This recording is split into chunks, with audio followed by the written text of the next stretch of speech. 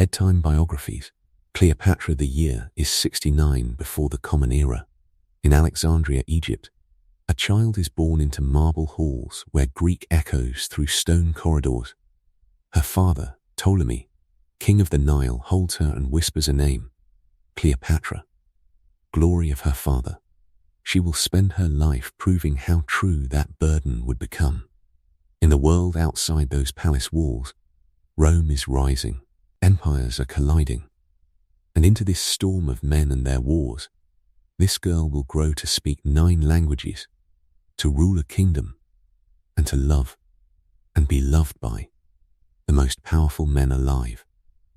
She will be the last, the final pharaoh before Egypt falls to Rome, before an entire age of the world closes forever. This is the story of a woman caught between 2 worlds, between the Greek blood of her family and the Egyptian people she alone among her kind chose to understand, between the men who needed her and the woman she became despite them. Kings and lovers and rivals will shape her path, and she will shape theirs in return. Dim the lights now, if you'd like. Get comfortable. It's perfectly fine to drift away before the end. Some stories are meant to unfold while you rest. Before we begin, where are you listening from tonight? What time is it where you are? Let's travel back to Alexandria, to the palace where it all started, where a father named his daughter and set destiny in motion. Birth and early years. Chapter 1. Birth and early years. In the early months of 69 BC, in the sprawling Mediterranean city of Alexandria, a daughter was born to the reigning Ptolemaic pharaoh Ptolemy VI, and a woman whose name the records would soon allow to slip into obscurity. The mother was presumably Cleopatra I Tryphena, the wife who had already given Ptolemy VI a daughter named Berenice. But within months of this new birth, the mother's presence in official documents ceases entirely, as though she had simply receded into the chambers of the palace, and then, beyond them, into silence. The child would be called Cleopatra, a name that meant glory of her father. Cleopatra, in the ancient Greek, that was the tongue of her earliest breath, composed of klos for glory and pater for father. She was marked from birth, then, by the language of filial devotion, even as her father's reach and grasp were already beginning to weaken. The household into which she was born was one of immense complexity and layered history. The Ptolemaic dynasty itself had been established by men far from Egypt's ancient traditions, founded by Ptolemy I Soter, a Macedonian Greek general and companion of Alexander the Great, who had claimed Egypt as his portion of Alexander's conquered world. For 3 centuries, the rulers of Egypt had been Greek, had spoken Greek, had governed in the Greek manner, resident in this deliberately cosmopolitan city that Alexander himself had established on the Mediterranean coast. They had cultivated the ornaments of Hellenistic power, libraries and temples, philosophical academies, and astronomical observatories. The child's family spoke Koine Greek as their native language, the common Greek tongue that bound together the Mediterranean world that Alexander's conquests had remade. Yet even as Cleopatra drew her first breaths, this world of orderly Hellenistic succession was fracturing. The machinery of Roman power, that relentless force spreading outward from the Italian peninsula, had already turned its attention toward Egypt and its wealth. Just 16 years before her birth, her grandfather Ptolemy IX Lathyrus had died, and the succession had not passed smoothly through the generations, as such successions ought. Instead, Rome's influence had already begun to shape the destiny of Egypt's throne. The Roman dictator Sulla had orchestrated the marriage of her grandfather's daughter Berenice III to a man named Ptolemy She Alexander II. Ptolemy She had murdered his bride within months and then been lynched in the riot that followed. In the chaos and bloodshed of that moment, certain wills had been drawn up. Contested wills that named Rome as collateral for loans, giving the Republic legal grounds to claim Egypt whenever it suited Roman purposes. Egypt had become, in effect, a client state, and Rome its watchful creditor. Cleopatra's father, Ptolemy VI, ruled in the shadow of this Roman dominion. He had been given his throne through Roman arbitration. The realm had been divided among the illegitimate sons of Ptolemy IX, like a merchant's estate parcelled among heirs. Ptolemy C kept Egypt, while Cyprus went to another son, a partition that would haunt Egyptian honour for decades to come. He had learned, as all Ptolemaic rulers learned, to defer to Rome, to offer gifts and remuneration to the powerful statesmen who held sway in that distant city. Yet as the girl Cleopatra grew in Alexandria, her father's financial circumstances were deteriorating with a kind of slow inevitability. The child's early years unfolded within the world of the palace and the learned institutions of Alexandria. She had a tutor, a man named Philostratus, who belonged to that class of learned Greek educators scattered throughout the Mediterranean world, men devoted to instilling in their young charges the arts of rhetoric and philosophy that marked the educated Greek elite. Under his instruction, she absorbed the cadences of Greek oratory, the logical structures of Greek thought. She likely studied at the Museum, that sacred precinct dedicated to the Muses, where scholars gathered, and where the Library of Alexandria held its accumulated treasures of scrolls and texts, works in history and mathematics, astronomy and medicine, gathered from across the Mediterranean world. The library itself was a kind of monument to the Hellenistic project, the preservation and systematization of human knowledge in the Greek language, according to Greek methods of inquiry. Yet even as young Cleopatra was being schooled in the arts of her father's Hellenistic inheritance, the financial underpinnings of Ptolemaic Egypt were being undermined from within and without. In 65 BC, when the girl was perhaps 4 years old, the Roman censor Marcus Licinius Crassus stood before the Roman Senate and argued, with the gravity befitting such a proposal, that Rome should simply annex Egypt outright. The proposal was rejected, for the moment. 2 years later, another Roman tribune, Servilius Rullus, made a similar argument. Again, it failed. But the message to Egypt's rulers was clear. Rome's patience with the Ptolemaic dynasty was not infinite. Eventually, the Republic would claim what it felt it was owed. Ptolemy C responded to these threats with the tools available to him: money and supplication. He sent gifts and remuneration to the powerful men of Rome, to Pompey during Pompey's campaigns against Mithridates, and later to Julius Caesar when Caesar rose to prominence as consul in 59 BC. These expenditures were immense, and they drained the royal treasury with relentless speed. To sustain his lavish diplomacy, Ptolemy C was forced to borrow from Roman financiers. Chief among them, a man named Gaius Rabirius Postumus. The debts accumulated like sediment in a river. The child's father was mortgaging the future of his kingdom to purchase the present safety of his throne.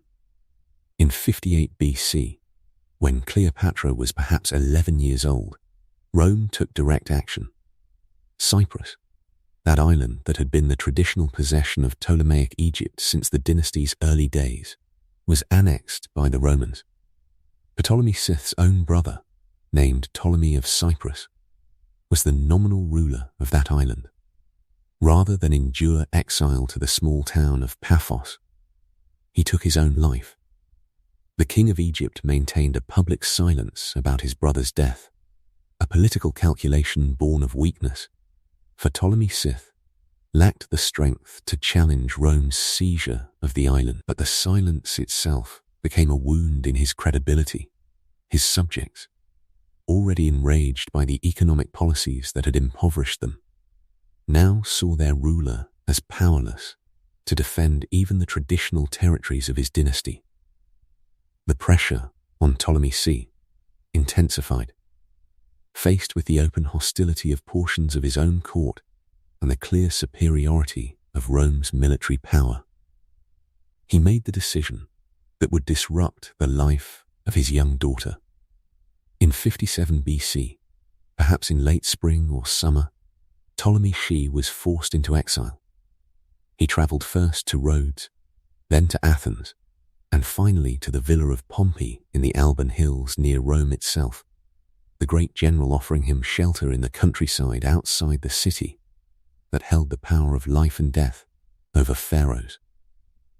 It is recorded that Ptolemy She was accompanied in this exile, at least ostensibly, by his daughter Cleopatra. She would have been about 11 years old enough to understand that her father's circumstances had fundamentally changed, old enough perhaps to begin to grasp that the power of pharaohs was not absolute, that it could be contingent on the goodwill of distant powers. She spent up to a year in the shadow of Rome, living at the villa of Pompey on the Italian countryside, a girl from Alexandria thrust into the heart of Roman power, dependent on the charity of men whose names and faces would shape the course of her later life. While her father lingered in exile near Rome, pleading for the support that would allow him to reclaim his throne, his daughter Berenice IV had sent an embassy to the Roman Senate advocating for her own rule and opposing the reinstatement of Ptolemy She. The court was fractured. Ptolemy She, secure in the patronage of powerful Romans, arranged for assassins to kill the leaders of Berenice's embassy, an act of brutal pragmatism that was quietly covered up by his Roman supporters, men invested in his eventual return to power. When the Roman Senate refused to provide Ptolemy C with an armed escort and provisions for his journey home, he departed from Italy in late 57 BC and travelled to Ephesus, where he took refuge in the Temple of Artemis, that great sanctuary that had sheltered others in their moments of vulnerability. But the men who had financed Ptolemy C's borrowed power, the Roman financiers and the generals who had grown accustomed to the leverage they held over Egypt, were not prepared to accept his permanent exile. They had invested too much. In particular, Pompey, who had already extended his patronage to the exiled pharaoh, persuaded Aulus Gabinius, the Roman governor of Syria, to undertake a military invasion of Egypt to restore Ptolemy C to his throne. The price of this service was substantial, 10,000 talents, an enormous sum even by the standards of wealthy Rome. Gabinius, despite the legal prohibitions against military action outside his assigned province, marshalled his forces and prepared to move. In the spring of 55 BC, Gabinius led his army not directly through the Mediterranean, but by way of Hasmonean Judea, where a man named Hyrcanus II held power, and where another figure, Antipater the Idumean, the father of a man who would later become known as Herod the Great, provided the Roman-led forces with supplies and logistical support. This was a network of power and obligation, of client rulers deferring to Rome, of military campaigns that crossed boundaries and restructured the political landscape of the Eastern Mediterranean. Among the officers serving under Gabinius in this campaign was a young cavalry officer named Mark Antony, a man of perhaps 30 years old, still building his reputation and his fortune through military service. Young though he was, Antony distinguished himself during the invasion. When Ptolemy C's forces threatened to massacre the inhabitants of Pelusium, the town through which the Roman army was advancing, Antony intervened to prevent the bloodshed.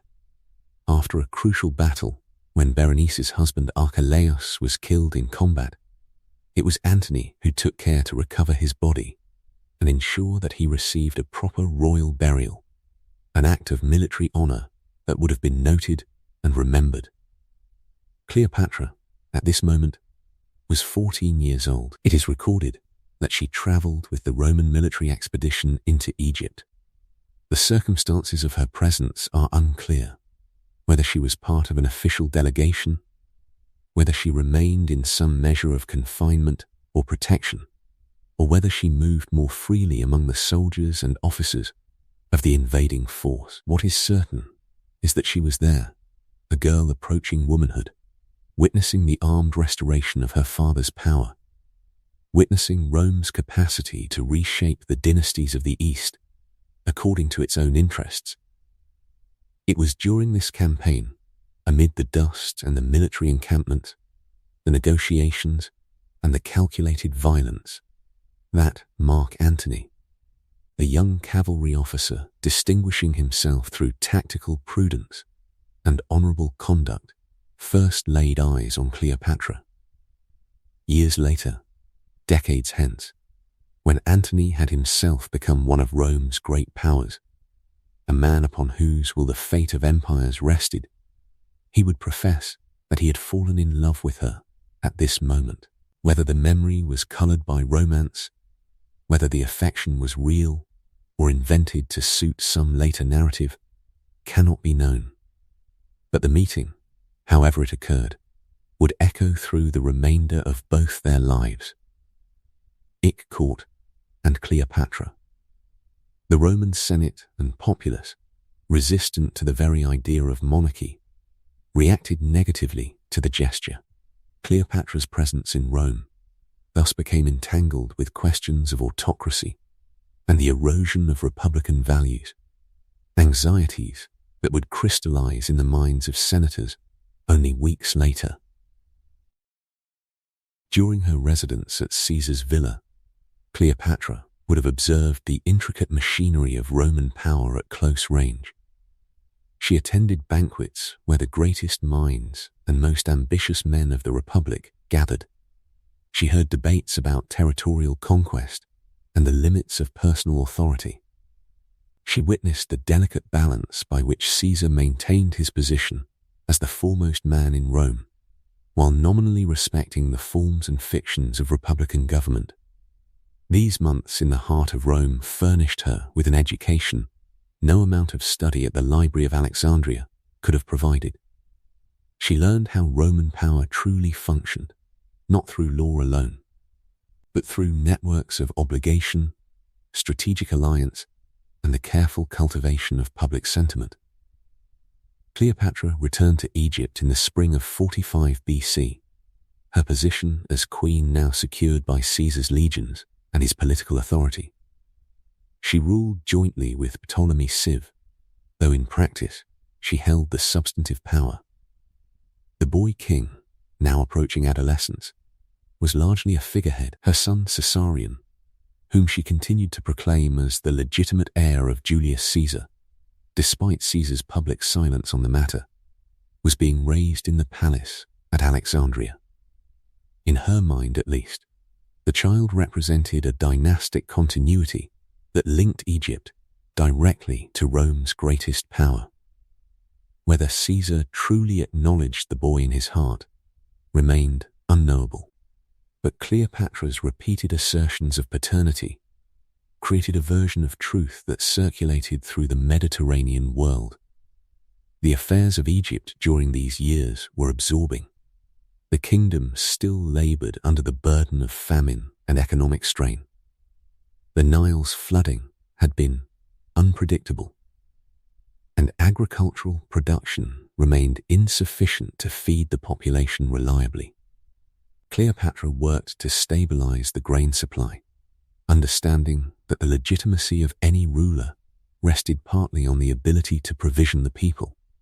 She also had to manage the continued presence of the Gabiniani, those Roman soldiers left behind by Gabinius, now thoroughly integrated into Egyptian society, some of them married to Egyptian women and claiming land.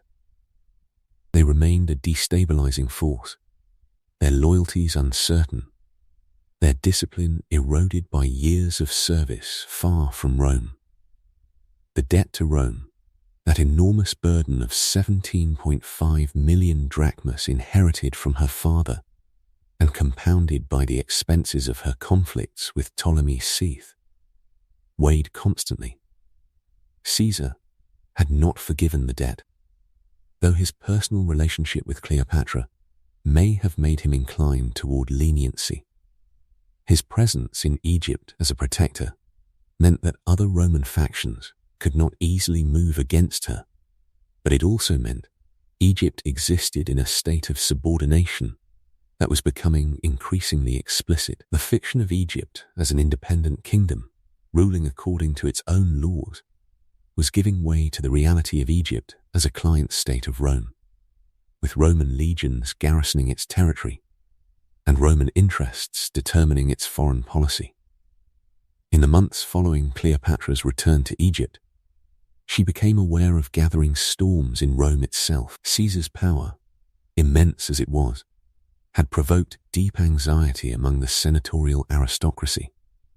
Men who had once held paramount authority now found themselves overshadowed by Caesar's will. Rumors reached Alexandria of conspiracies forming, of senators meeting in shadows to discuss the unthinkable. Cleopatra, accustomed to the intrigues of her own court, would have understood the danger. A man with enemies, no matter how powerful, remained vulnerable. On the Ides of March in 44 BC, the 15th day of March, a date that would reverberate through history, Julius Caesar was assassinated in Rome. The news traveled slowly across the Mediterranean, carried by ship and messenger, and when it reached Alexandria, it brought with it a seismic shift in Cleopatra's circumstances. The man upon whose authority her throne rested, whose legions protected her kingdom, whose name she had invoked to legitimate her son's place in the succession, was dead, and he had died not in battle or illness, but by the daggers of men he had counted as friends and allies. Cleopatra's response to Caesar's death was swift and pragmatic. She could not afford the luxury of prolonged grief, though she may well have felt it. What mattered now was the survival of her regime and the future of her son. The Roman Republic had not ended with Caesar's death, far from it. Instead, Rome found itself plunged into new conflict as the assassins, principally Marcus Brutus and Gaius Cassius, attempted to restore the old order, while Caesar's supporters, including his trusted lieutenant Mark Antony, moved to preserve his legacy and his political faction. Cleopatra's position was precarious. The legions Caesar had left in Egypt under Rufio's command might prove loyal, or they might be recalled by whichever faction gained ascendancy in Rome. Her young co-ruler Ptolemy VI, now entering his teenage years, had always been a weak vessel for power, but he was still male, still a Ptolemy, and there remained elements at court who preferred a male ruler, however nominal. The question of Caesarion's legitimacy became suddenly more urgent. If Caesar's name and authority had been enough to secure her position while he lived, could she now maintain that position in his absence? Would Rome accept a half-Egyptian, half-Roman boy as a future king of Egypt? And what role would the young man now rising to prominence in Rome, Mark Antony, the cavalry officer she had glimpsed so long ago during her father's restoration, play in her fate? Cleopatra understood that survival in this new landscape would require careful diplomacy and an acute sensitivity to the shifting balance of power in Rome. She was 25 years old, a widow in all but name, mother of an illegitimate son whose father had been murdered, and queen of a kingdom that Rome increasingly regarded as its own. The apprenticeship that had begun on dusty roads during her father's military campaign, witnessed in the halls of Caesar's villa, was far from over. the greatest challenges of her life still lay ahead. Civil War and Caesar. Chapter 2. Civil War and Caesar. The autumn of 48 BC brought to Alexandria a figure whose arrival would reshape the entire landscape of Cleopatra's existence. When Julius Caesar's ships appeared on the horizon, it was not as a friend or neutral arbiter, but as a man bearing the weight of Roman civil war on his shoulders. He came seeking Pompey, who had fled to Egypt after his defeat at the hands of Caesar's forces, and it was here, in the very moment of pursuit, that the first currents of Cleopatra's greatest trial began to swirl. The scheme that unfolded was devised by Theodotus, and in its execution lay the seeds of everything that would follow. Pompey, receiving what appeared to be an invitation, arrived by ship near Pelusium, only to find himself ambushed. On the 28th of September, he was stabbed to death, his body falling into the water that had once seemed to promise him refuge.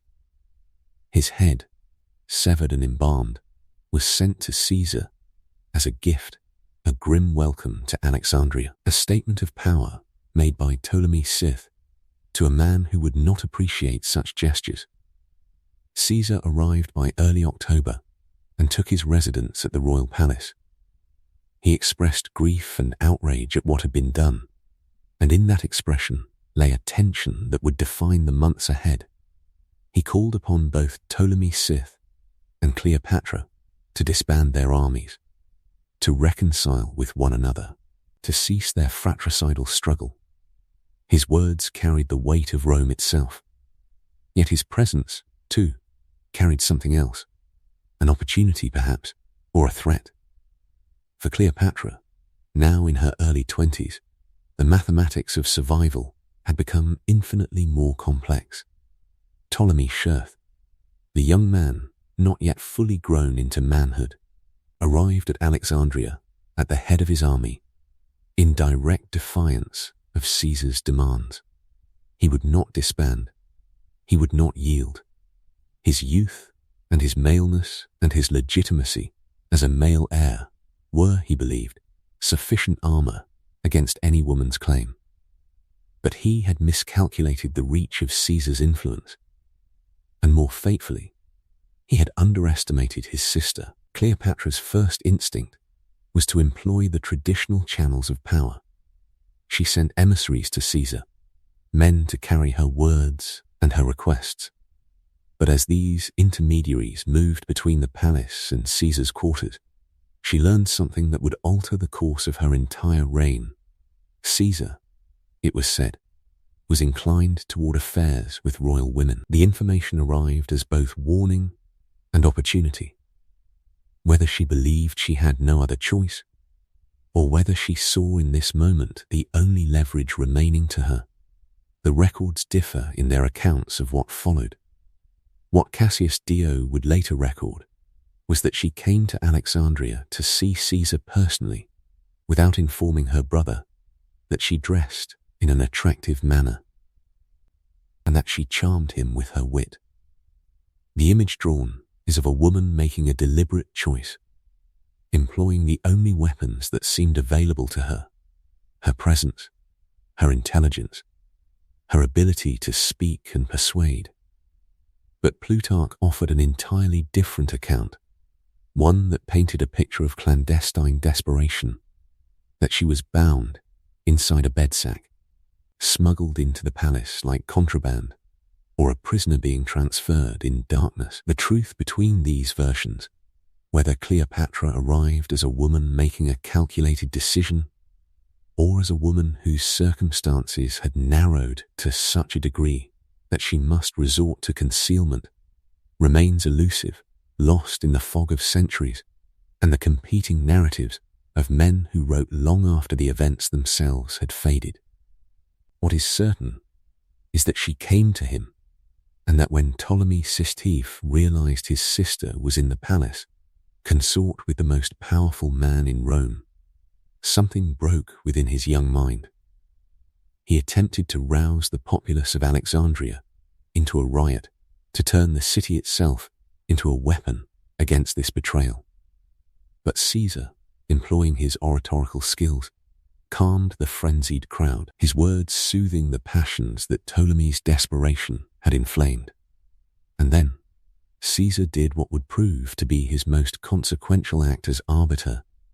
He brought both siblings before the assembly of Alexandria and revealed to them the written will of their father, Ptolemy C, a document that had previously been possessed by Pompey, which named Cleopatra and Ptolemy C as joint heirs to the throne. In this moment, the legitimacy that Cleopatra had lacked was suddenly restored.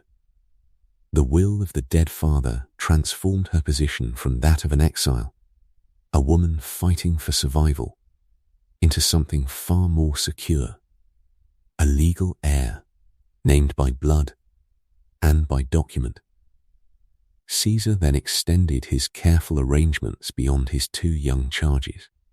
He attempted to place the other two siblings, Arsinoe IV and Ptolemy Civ, upon the throne of Cyprus, thus removing potential rival claimants, while also appeasing the people of Egypt, who had long resented the loss of Cyprus to Roman hands decades before, in 58 BC. It was a solution that appeared elegant in its symmetry, but it contained within it an imbalance that certain men at court were quick to perceive.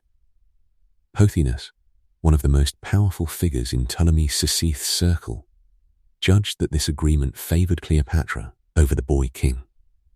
More troublingly, he calculated that Ptolemy Sisith's army, 20,000 strong, including the formidable Gabiniani, soldiers who had come to Egypt in his father's service, could almost certainly defeat Caesar's forces, which numbered only 4,000 unsupported troops. The mathematics of war were clear. Pothinus made his decision. Ptolemy Sheet's army would march on Alexandria. They would attack both Caesar and the woman who had maneuvered herself into the center of power. But Caesar managed to execute Pothinus before the conspiracy could fully unfold. The man who had plotted was removed, yet in his absence, others rose to fill the void. Arsinoe IV, Cleopatra's younger sister, joined forces with the remaining military commanders. She was declared queen by those who opposed Caesar's arrangement, yet her moment of triumph was brief and bitter. She had a tutor, a man named Ganymedes, who served her as both advisor and handler. It was Ganymedes who, perhaps sensing the currents of power shifting, orchestrated the death of Achilles, the general who had led their forces. Ganymedes took command himself, and in his hands, the conflict became more complex, more dangerous. Ganymedes then executed a deception of remarkable cunning. He convinced Caesar that Ptolemy Seth, who was being held captive, might serve as a negotiator, a bridge between the warring factions. Caesar, perhaps hoping that the boy king might yet be persuaded to abandon his sister's alliance, agreed to summon him.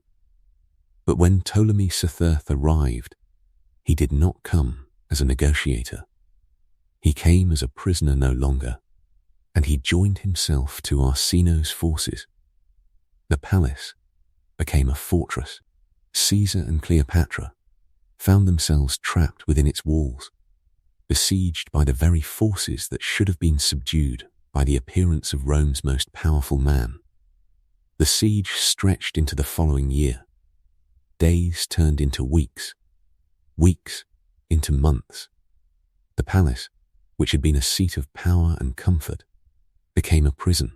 Outside its walls, the Gabiniani and the forces of Arsinoe and Ptolemy Sisith pressed forward, and it seemed entirely possible that Caesar, the conqueror of Gaul, might fall to forces commanded by teenagers and eunuchs in the streets of Alexandria. Yet Caesar and Cleopatra were not entirely without resources. They waited, and as they waited, they learned to know one another in ways that the hurried meetings in the palace could not have allowed. Sometime between January and March of 47 BC, the relief that Caesar had dispatched began to arrive. Mithridates of Pergamon brought reinforcements, and with him came Antipater the Idumean, a man from Judea who would play his own significant role in the world that was being shaped by these events. The tide of war turned. Ptolemy Sithy and Arsinoe IV withdrew their forces to the banks of the Nile River itself, seeking perhaps to use the water as both shield and escape route.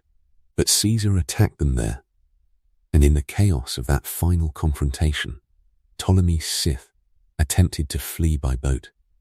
The vessel capsized.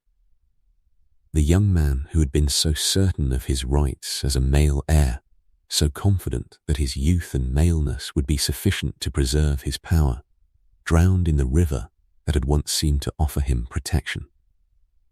It is possible that Ganymedes too fell in that battle, though the records are uncertain. Theodotus, the man who had engineered Pompey's death at the beginning of all of this, vanished into Asia, living for years in hiding before being discovered by Marcus Junius Brutus and finally executed. Arsinoe IV survived the battle, but did not survive the aftermath. She was paraded through Rome in Caesar's triumph, a spectacle arranged to celebrate his victory over the Egyptian royal house and his restoration of order in Rome's most valuable client kingdom. And then she was exiled, sent away to the Temple of Artemis at Ephesus, where she would remain for the rest of her life. No longer a queen, no longer even a woman of power, but a prisoner in a temple far from her homeland. With the office of consul now held by men sympathetic to Antony, it seemed that the machinery of Rome itself might yet turn in his favor. Yet Octavian, despite his lack of official position, possessed something more valuable than titles. He held the loyalty of the legions in the West, the support of the Italian people, and the narrative that he alone stood against a foreign seduction of Roman virtue. Sosius's inflammatory speech in the Senate, meant to defend Antony's honor and his choices in Egypt, instead provided Octavian with precisely what he needed. The private citizen seized upon the moment, entering the Senate with armed men and reading aloud from what he claimed were Antony's private documents his will, most significantly, which named Caesarion as his heir and made bequests to his children by Cleopatra. Whether these documents were genuine or fabricated remains uncertain, but their effect was immediate and catastrophic for Antony's position. The Senate was moved to strip Antony of his power, and the people of Rome, stirred by Octavian's rhetoric and perhaps by genuine anxiety about a queen ruling through her lover, turned decisively against the triumvir, who had once been the favorite of Caesar's soldiers. By this time, Antony had gathered his forces at Patrae in Greece, assembling a fleet and army that he believed could match Octavian's strength. He had called upon his allies, the kingdoms and client states that owed him loyalty, to contribute ships and soldiers. Cleopatra, too, committed her naval resources to the cause, bringing 60 ships to the gathering force. It was a formidable assembly on the surface, yet there were already signs of fracture. Some of Antony's most experienced commanders, including Gaius Sosius, harbored doubts about the wisdom of a direct confrontation with Octavian's superior forces. Others questioned whether a woman's presence, and more troublingly, her influence, should loom so large over the military strategy that would determine Rome's future. The two forces maneuvered throughout the summer of 31 BC, testing positions and seeking advantage along the coast of Greece. Antony's fleet lay anchored near the promontory of Actium, in the Ambracian Gulf, a body of water that offered some natural protection but also limited room for maneuver.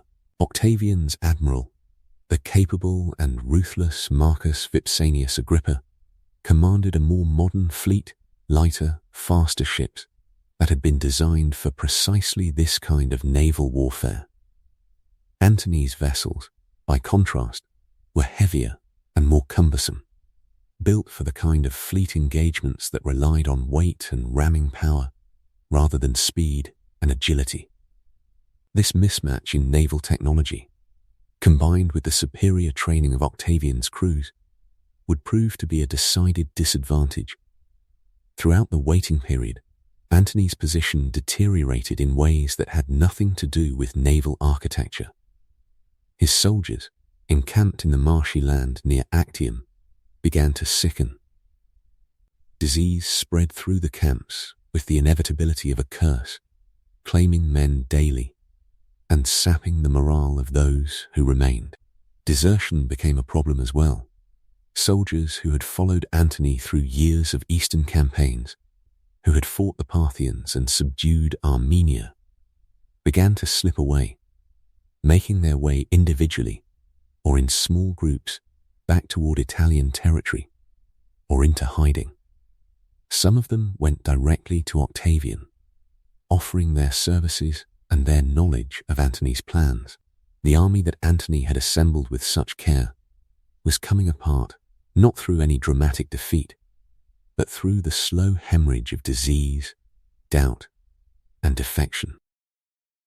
Cleopatra, observing from her position among the fleet, understood what these signs portended.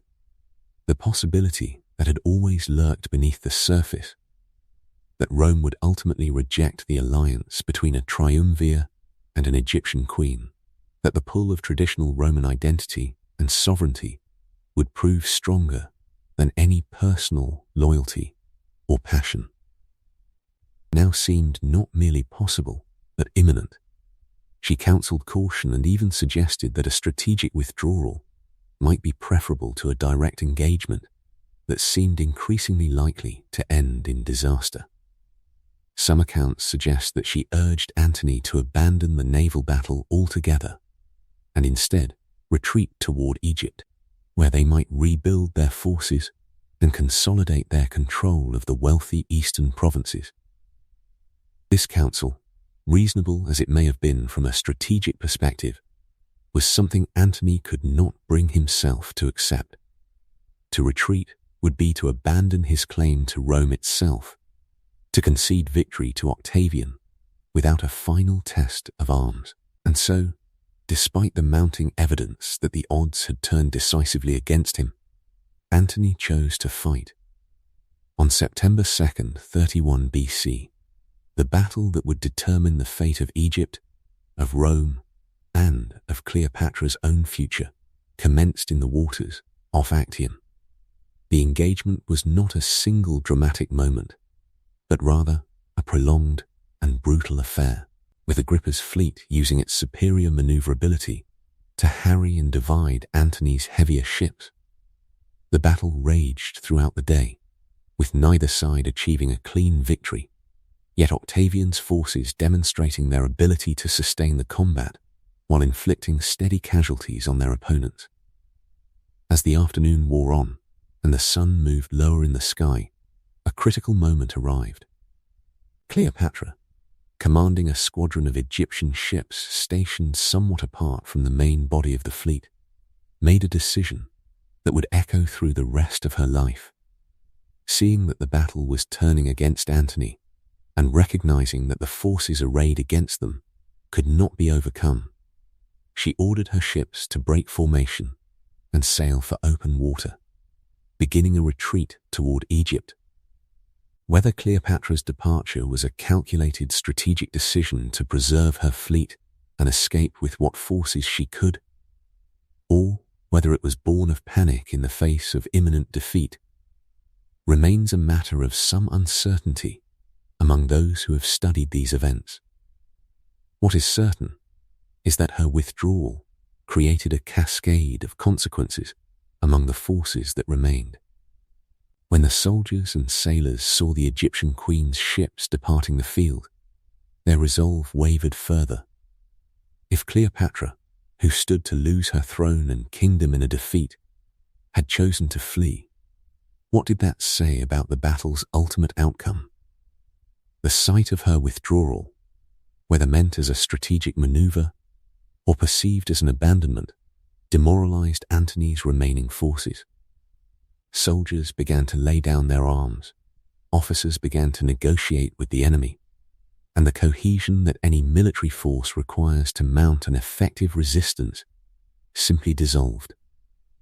Antony, witnessing this collapse, made a choice that would define the final chapter of his life.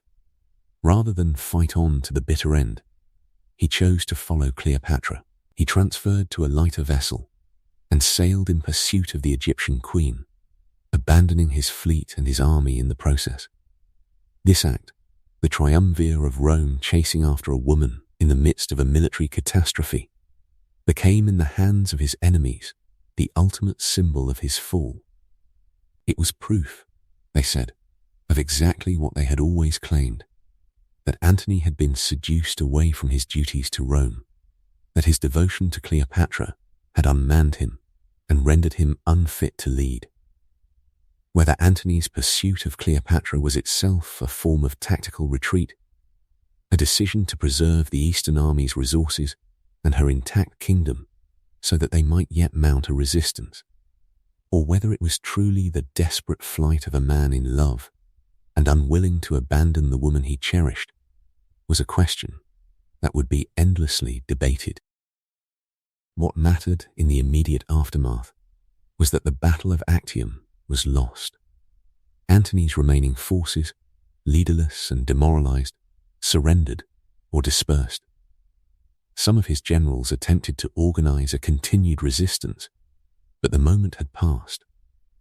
Octavian, who had not personally participated in the naval battle, but had remained ashore commanding the overall strategy, now found himself unopposed master of the Roman world. The eastern provinces, which Antony had controlled, were now within his grasp. Egypt itself lay vulnerable, and Cleopatra, who had ruled for more than a decade through a combination of cunning, charm, and strategic alliance with Rome's most powerful figures, now faced the prospect of confronting an enemy who neither required her wealth nor desired her company. Power and Alliance. Chapter 3. Power and Alliance. What mattered in the immediate aftermath was that the Battle of Actium was lost. Antony's remaining forces, leaderless and demoralized, surrendered or dispersed. Some of his generals attempted to organize a continued resistance, but the moment had passed. Octavian, who had not personally participated in the naval battle, but had remained ashore commanding the overall strategy, now found himself unopposed master of the Roman world. The eastern provinces, which Antony had controlled, were now within his grasp. Egypt itself lay vulnerable, and Cleopatra, who had ruled for more than a decade through a combination of cunning, charm, and strategic alliance with Rome's most powerful figures, now faced the prospect of confronting an enemy who neither required her wealth nor desired her company. Yet even as the immediate military position crumbled, Cleopatra's mind was working toward the future. The territories that Antony had granted her in the years before Actium represented something more than mere wealth or prestige. They were the material foundation upon which a queen might rebuild. In the aftermath of their shared defeat, as she and Antony made their separate journeys back to Egypt, Cleopatra held in her possession lands that her predecessors had not controlled in generations. Nearly all of Phoenicia lay under her administration now, save for Tyre and Sidon, which remained stubbornly in Roman hands. There was Ptolemais Acco, the ancient city established by Ptolemy II, a connection to her dynasty's founding that resonated through the generations. The region of Coele Syria stretched along the upper Orontes River, a gift that acknowledged her ancestral relations with the Seleucids. Even the region surrounding Jericho in Palestine had been granted to her, though she had wisely leased it back to Herod, that shrewd and calculating king whose friendship might yet prove valuable. At the Red Sea's Gulf, Ilana, modern Aqaba, had come to her at the expense of Malichus I, the Nabatean king whose family ties to Herod would later prove to be a liability. To the west, the Libyan coast offered her Cyrene, while in Crete she held Itanos and Aulis. These territories, administered still by Roman officials though they enriched her kingdom, had inspired her to mark a new beginning. In 36 BC, in the year when she had accompanied Antony to the Euphrates for his Parthian venture, she had altered her very coinage, double dating it to declare the inauguration of a new era. The decision was small in appearance but vast in implication, a queen signaling to her subjects and to the world that something fundamental had shifted in the ordering of her realm. That same year, 36 BC, had brought her a new son. She had returned from the Euphrates, her body heavy with pregnancy, while Antony pressed onward into the catastrophe that awaited him in Parthia. When summer arrived, she gave birth to Ptolemy Philadelphus, her third child and her second son with Antony. The boy represented something different from her eldest children. He was a creature born from the union with the man who ruled Rome's eastern domains, a child whose very existence linked the great powers in a way that transcended mere alliance. It was in December of that same year, 36 BC, that Antony had arrived at Leucocomi near the Phoenician coast, after a campaign that had lost him 30,000 men, a number that exceeded even the catastrophe that had befallen Crassus at Carrhae. That indignity Antony had hoped to avenge, and instead multiplied. He had arrived broken and drinking heavily, seeking comfort in wine, as men often do when the weight of their failures becomes unbearable. It was then that Cleopatra had come to him, bringing with her the practical necessities he required: funds for his battered troops, clothing for men who had endured hardship beyond measure. She did not come to reproach him, though she might have. She came as a partner who understood that defeat, however bitter, was not the end of all things.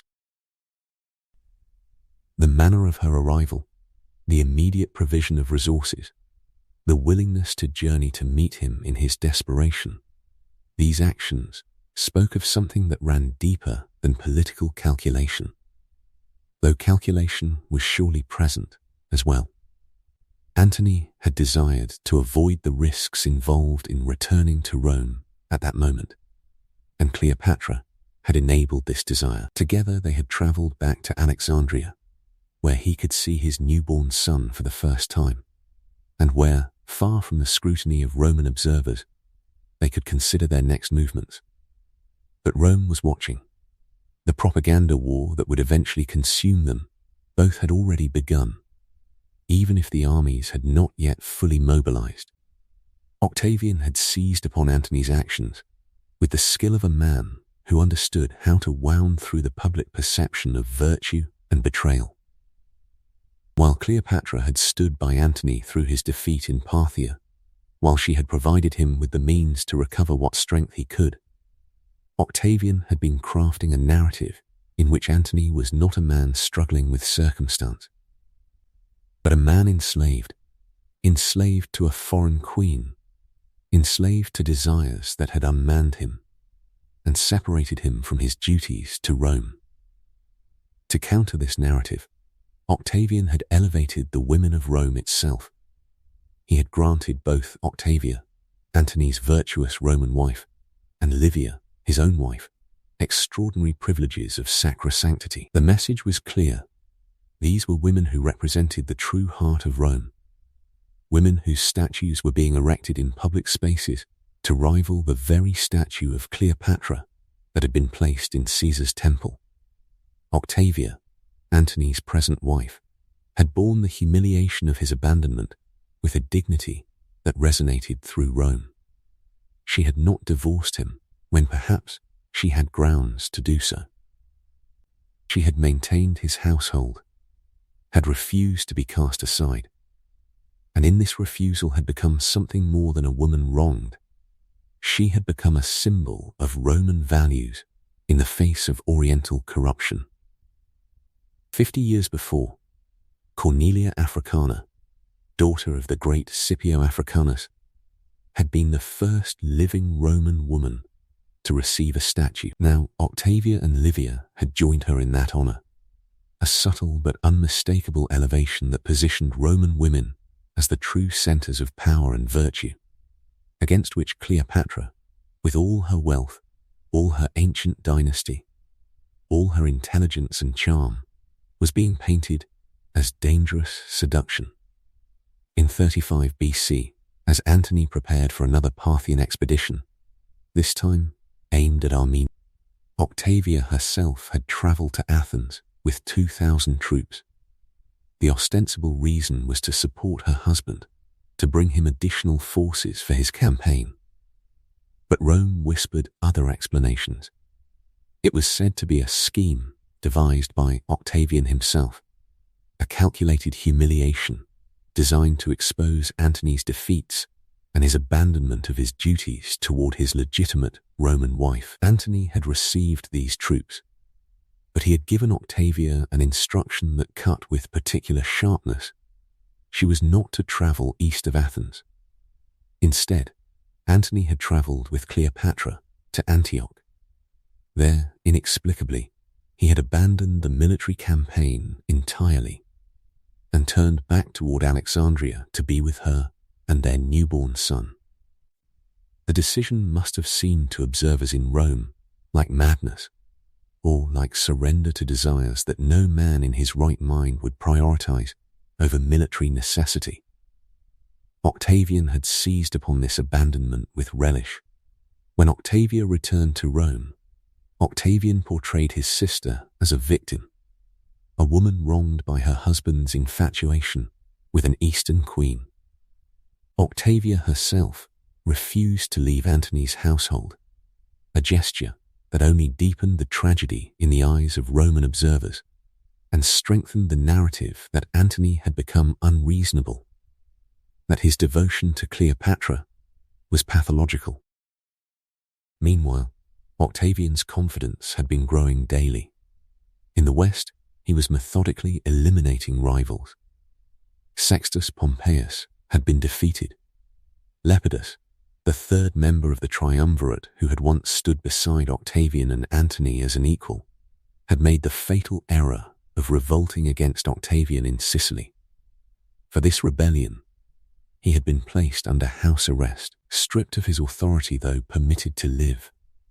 The coalition that had once governed Rome together had fractured into two, and Octavian held the advantage in numbers, resources, and the support of Rome itself.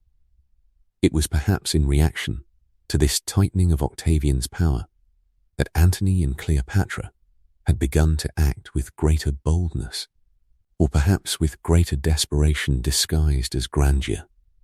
In 34 BC, Antony had sent an envoy named Dellius to negotiate with Artavasdes II of Armenia. The proposal was ambitious in its scope, a marriage alliance that would join the Armenian king's daughter to Alexander Helios, the young son of Antony and Cleopatra. Through such a union, the two great powers of the East, Rome, through Antony, and Egypt, through Cleopatra, would have extended their reach into the Caucasus and beyond. When this proposal was declined, Antony had responded with military force. He had marched his army into Armenia, defeated their forces, and captured the king and the entire Armenian royal family. It was a victory, but its celebration would become one of the most controversial acts of his life, and it would fuel the very propaganda that Octavian was so skillfully deploying. Antony had entered Alexandria in triumph. Not a triumph as Rome understood that sacred rite, but something fashioned in imitation of it, something that to Roman eyes appeared as a perversion of their most hallowed traditions. He had dressed himself as Dionysus, the god of wine and ecstasy. and had ridden into the city on a chariot to present the royal prisoners to Cleopatra. She sat before him on a golden throne, elevated above a silver dais, her position one of supreme authority and majesty. The image that was created that day, a Roman general dressed as a foreign god, presenting conquered kings to an Eastern queen seated in glory, became the visual embodiment of everything that Octavian's propagandists had been claiming. It seemed to demonstrate, beyond question, that Antony had abandoned Rome, that he had become the servant of Egypt and its queen. News of this spectacle had travelled to Rome, and it had been received with a mixture of shock and revulsion. It was not merely that Antony had held a military parade. Rome had always celebrated its victories with such displays. It was that he had transformed a Roman ritual into something Egyptian, that he had made himself into a foreign deity, that he had placed himself and his conquest in a subordinate position to an Eastern queen. To Roman sensibilities, it was a betrayal not merely of military tradition, but of the very concept of Roman superiority and Roman values. What came next, however, would make even the parade seem like a minor provocation. Soon after the triumphal entry, an event was held in the gymnasium of Alexandria. Cleopatra dressed herself as Isis, the great Egyptian goddess, mother of Horus, the deity who represented the continuity and eternal nature of the Egyptian throne. Standing before the assembled crowd, she declared herself to be the Queen of Kings, an ancient title that echoed back through the dynasties of Egypt and Persia. Her son Caesarion, the child born from her union with Julius Caesar, was declared King of Kings, a title that asserted his supremacy not merely over Egypt, but over all the eastern lands. Young Alexander Helios, Antony's son with Cleopatra, was proclaimed King of Armenia, Media and Parthia, territories that existed more in aspiration than in fact, but the declaration was unmistakable in its ambition. 2-year-old Ptolemy Philadelphus, the infant who had been born during that difficult winter in 36 BC, was declared King of Syria and Cilicia, and Cleopatra Selene II, the young daughter who represented the future of the Ptolemaic line, was bestowed with Crete and Cyrene. The event became known as the Donations of Alexandria, and it represented something far more significant than mere ceremony. It was a political statement of extraordinary boldness, a declaration that Antony and Cleopatra together were carving out a new order in the Eastern world, one in which their children would rule the territories that Rome had long claimed as its sphere of influence. It was possible, though the historical record is uncertain, that Antony and Cleopatra were married during this ceremony, a formal union that would have bound them together not merely as lovers or political partners, but as sovereign rulers of a shared domain. Antony had sent a formal report to Rome, requesting ratification of these territorial claims. He was asking, in essence, for the Senate and the people of Rome to acknowledge that vast portions of the Eastern Empire that had belonged to Rome now belonged to his children with Cleopatra. It was a request that was almost guaranteed to be refused, but it was made nonetheless, as if Antony believed that he still possessed enough authority and goodwill in Rome to convince them to accept this radical reorganization of power. Octavian had wanted to publicize the donations immediately, to use them as propaganda to demonstrate Antony's betrayal of Rome.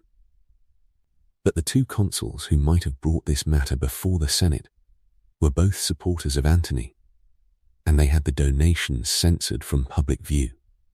The information existed, but it was suppressed, hidden from the Senate and the people. It would not remain hidden for long. However, in the propaganda war, that was about to unfold. The donations would become one of the most powerful weapons wielded against Antony and Cleopatra. In late 34 BC, that war of words became heated and relentless, a conflict that would continue for years and would ultimately shape how posterity understood not merely these events, but Cleopatra herself. Antony made accusations of his own, claiming that Octavian had illegally deposed Lepidus from their triumvirate and had barred him from raising troops in Italy, charges that were true enough in their substance. But Octavian's accusations were more numerous and more damaging. He accused Antony of unlawfully detaining the king of Armenia, of marrying Cleopatra despite still being married to his sister Octavia, of wrongfully claiming Caesarion as the heir of Caesar instead of Octavian himself. The propaganda war spiraled into realms of accusation and innuendo that would echo through the centuries. Cleopatra was said to have brainwashed Antony through witchcraft and sorcery to be as dangerous as Homer's Helen of Troy in her capacity to destroy civilization. Pliny the Elder, in his Natural History, would later claim that Cleopatra had once dissolved a pearl worth tens of millions of sesterces in vinegar merely to win a dinner party wager, an anecdote that presented her as frivolous and wasteful, consumed with ostentatious displays of wealth. There was an accusation that Antony had stolen books from the Library of Pergamum to restock the Library of Alexandria, an accusation that would later turn out to be an admitted fabrication by Gaius Calvisius Sabinus, but which did its damage in the moment. Through all of this, Cleopatra continued to govern her realm. On the 23rd day of February in 33 BC, a papyrus document was received, a bureaucratic ordinance granting certain tax exemptions in Egypt to either Quintus Caecilius or Publius Canidius Crassus, a former Roman consul and a man who had become Antony's confidant. This was the work of administration, the machinery of government that continued to function even as the world moved toward war. But the papyrus contained something more. At the bottom of the document, in a different handwriting than the official text, there appeared a brief subscription in ancient Greek. Make it happen, or so be it. Ginsti. This, historians have suggested, may have been the autograph of Cleopatra herself, the Queen's personal counter-signature to confirm that the document should proceed. It was Ptolemaic practice to countersign documents in this way, to prevent forgery and to assert the monarch's direct involvement in the affairs of state. If this identification is correct, then in these few Greek letters we possess one of the very few examples of Cleopatra's own handwriting, a glimpse of her hand moving across papyrus to authorize the governance of her kingdom. The document speaks to something that the propaganda war was designed to obscure. Cleopatra was a working monarch, involved in the detailed administration of her realm, making decisions about taxation and economic policy, ensuring that her government functioned with precision and authority. She was not merely the lover of Antony, not merely the seductress that Rome was being taught to despise. She was a queen engaged in the daily business of rule. Octavian moved south and swiftly took Pelusium, while Cornelius Gallus, marching eastward from Cyrene, defeated Antony's forces near Paratonion. Octavian advanced quickly to Alexandria, but Antony returned and won a small victory over Octavian's tired troops outside the city's hippodrome. However, on 1st August 30 BC, Antony's naval fleet surrendered to Octavian, followed by Antony's cavalry. Cleopatra hid herself in her tomb with her close attendants and sent a message to Antony that she had committed suicide. In despair, Antony responded to this by stabbing himself in the stomach and taking his own life. According to Plutarch, he was still dying when brought to Cleopatra at her tomb, telling her he had died honorably and that she could trust Octavian's companion Gaius Procolius over anyone else in his entourage. It was Procolius, however, who infiltrated her tomb using a ladder and detained the queen, denying her the ability to burn herself with her treasures. Cleopatra was then allowed to embalm and bury Antony within her tomb before she was escorted to the palace. Octavian entered Alexandria on 1st August 30 BC, occupied the palace, and seized Cleopatra's 3 youngest children. When she met with Octavian, Cleopatra told him bluntly, "I will not be led in a triumph, O Thriambusomai," in the Greek, a rare recording of her exact words in the historical record. Octavian promised that he would keep her alive, but offered no explanation about his future plans for her kingdom. The uncertainty of her fate, the ambiguity of his intentions, hung heavy in the air between victor and vanquished. When a spy informed her that Octavian planned to move her and her children to Rome in 3 days, she prepared for suicide, as she had no intentions of being paraded in a Roman triumph like her sister Arsinoe.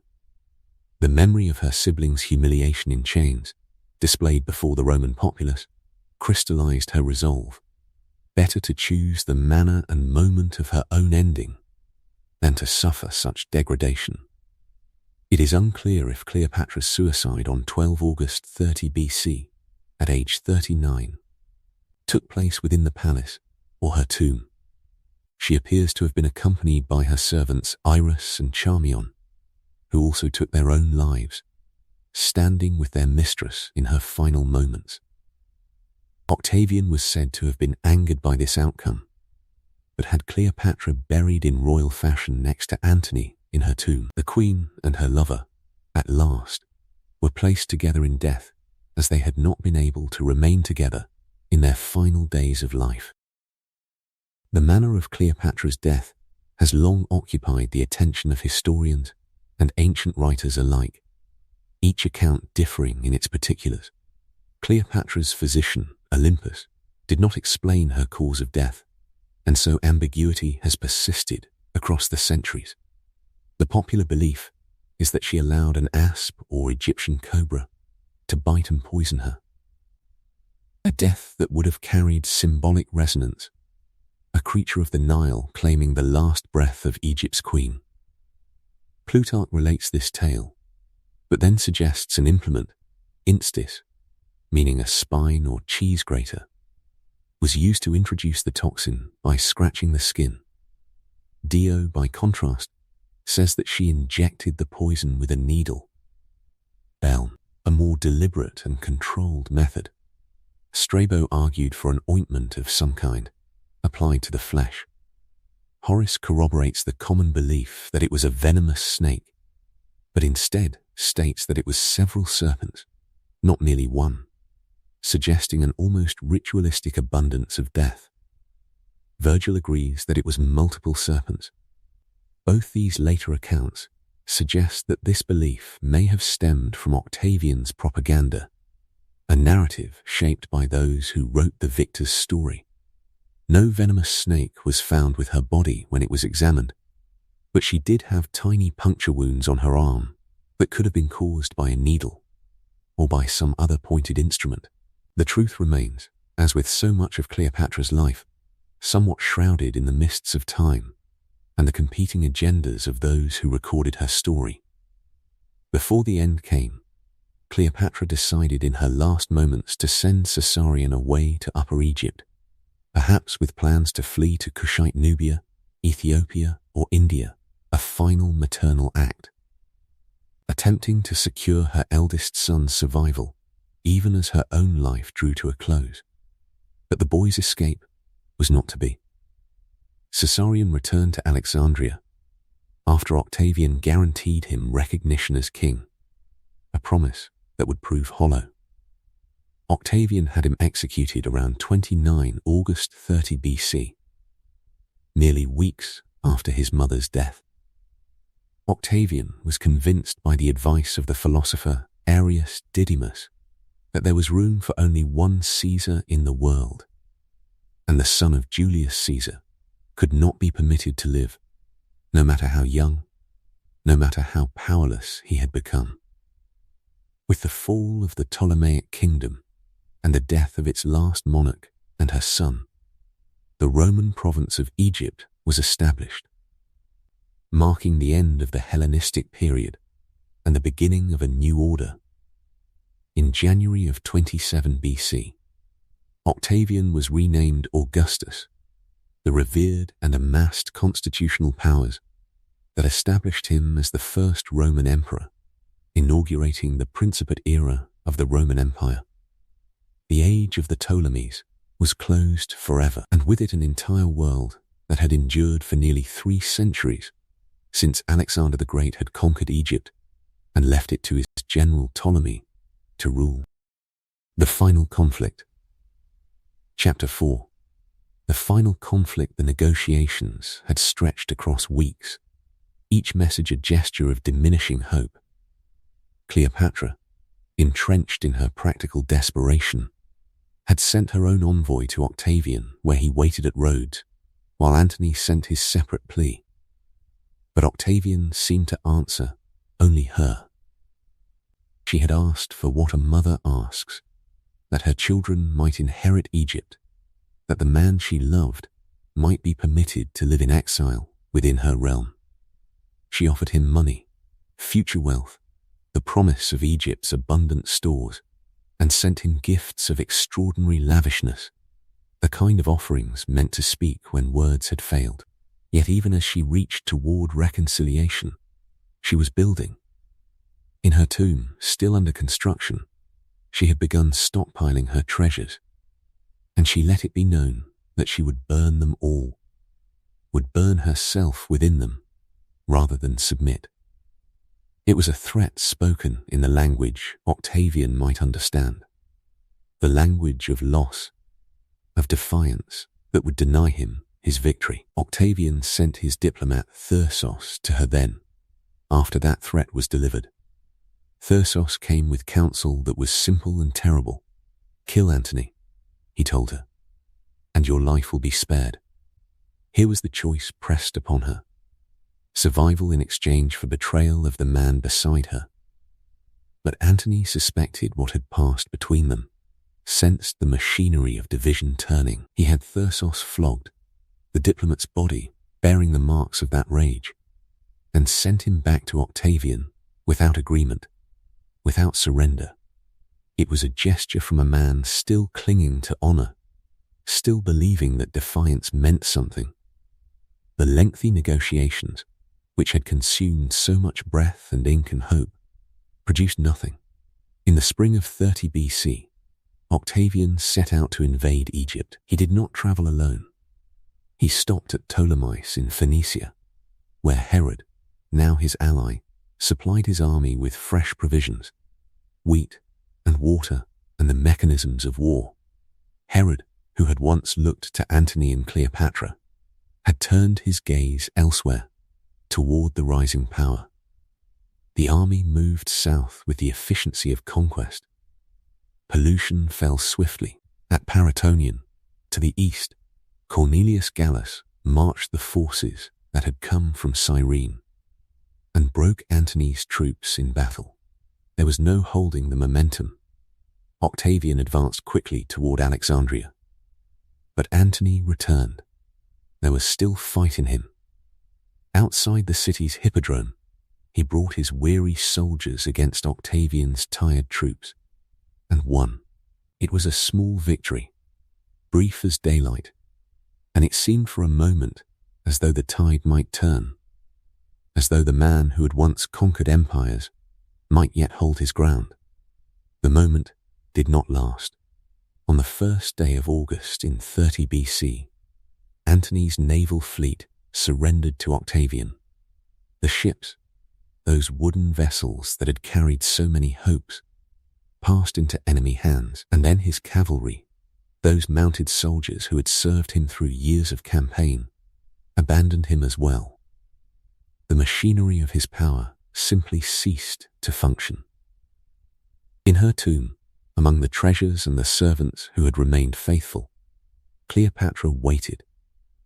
She understood what was coming. She composed a message to Antony that she had taken her own life, that she had chosen death rather than capture. It was a message designed to reach a man she knew well enough to predict what he would do when he received it. The despair that consumed Antony when that message reached him was complete. He did not hesitate. He drew his sword and drove it into his own stomach, the blade finding its mark with the directness of a man who had already made his peace with the choice. He fell, and those around him brought him to the tomb where Cleopatra was hidden, brought him to her while he was still in the act of dying. In those final moments, with his life draining away, Antony spoke to her. He told her that he had died honorably. That word mattered to him still, even then. And he told her whom to trust. Gaius Proculeius, from among Octavian's men, was the one she should believe.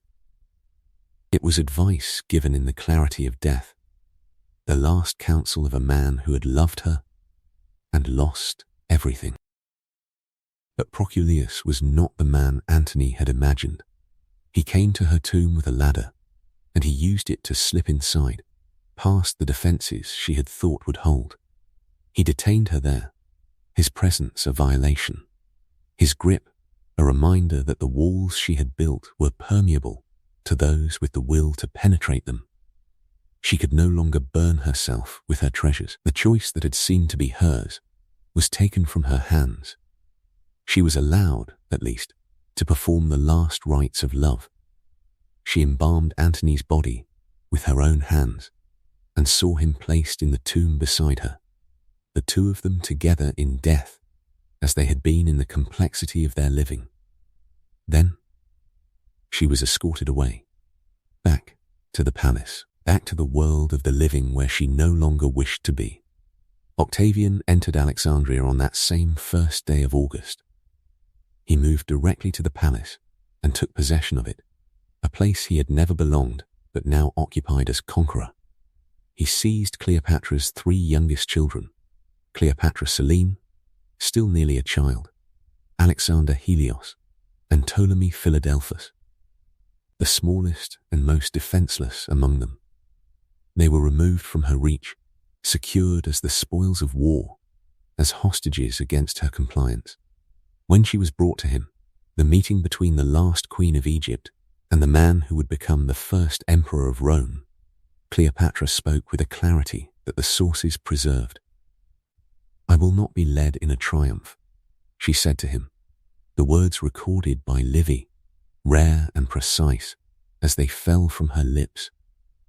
She would not be paraded through the streets of Rome like a captured enemy, would not be displayed in the ceremonial procession where the conquered are shown to the conqueror's people. She had seen what happened to those who were led in triumph.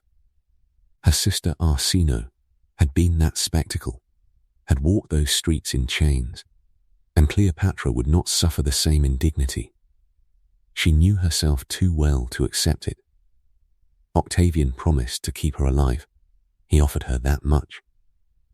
But he said nothing of what he intended for her kingdom, for her children, for the future she had worked so hard to secure. The absence of explanation was itself an answer. She did not learn the truth directly. A spy brought her the news. Octavian planned to move her and her children to Rome in 3 days. 3 days, and then the triumph would come, and she would be exhibited before thousands in a city that had already decided what she was and what she meant. She began to prepare for death as she had prepared before, with the same care, the same intentionality. In despair, Antony had already answered the message with the knife. He stabbed himself in the stomach, choosing his own death rather than awaiting Octavian's justice. According to Plutarch, he was still dying when he was brought to her at the tomb, those final moments stretching between them like a cord pulled taut. He told her that he had died honorably, and in his last breaths offered her counsel about whom to trust among Octavian's companions. Gaius Proculaeus, he said, was the one she could rely upon. It was a gift of advice, a final act of protection, and she received it as such. She could trust what her beloved had told her. She believed him. But Proculaeus was already making his way toward her, moving with the deliberation of someone who understood his purpose. He infiltrated her tomb using a ladder, climbing silently into that space she had prepared as her sanctuary. When he emerged, she was no longer free. He detained her, held her fast, and in doing so denied her the very thing she had planned so carefully, the ability to burn herself together with her treasures. The tomb she had built for preservation became, instead, a place of captivity. The irony was complete and terrible. She was escorted from the tomb to the palace, moving through Alexandria as a prisoner in her own city. Octavian had entered Alexandria on the 1st of August, the same day Antony's naval fleet surrendered to him, the same day his cavalry abandoned their general. Octavian occupied the palace as though it had always been his, and he seized her 3 youngest children, Cleopatra Selene, Alexander Helios, and Ptolemy Philadelphus, holding them as insurance against whatever resistance she might yet mount. They were young enough still to be shaped by Roman hands, to be remade as Roman subjects. Octavian understood the value of that leverage. When she met with him in person, she spoke to him with the directness that had marked her entire life. "I will not be led in a triumph," she said. The words fell from her lips precisely enough that Livy would remember them, would record them exactly as she had spoken them. She had seen what happened to those who were paraded through the streets of Rome in chains, displayed before thousands of citizens as proof of Roman power. Her sister Arsinoe had suffered that fate, had walked those ceremonial streets in her bonds, and Cleopatra understood with absolute clarity what such an exhibition meant.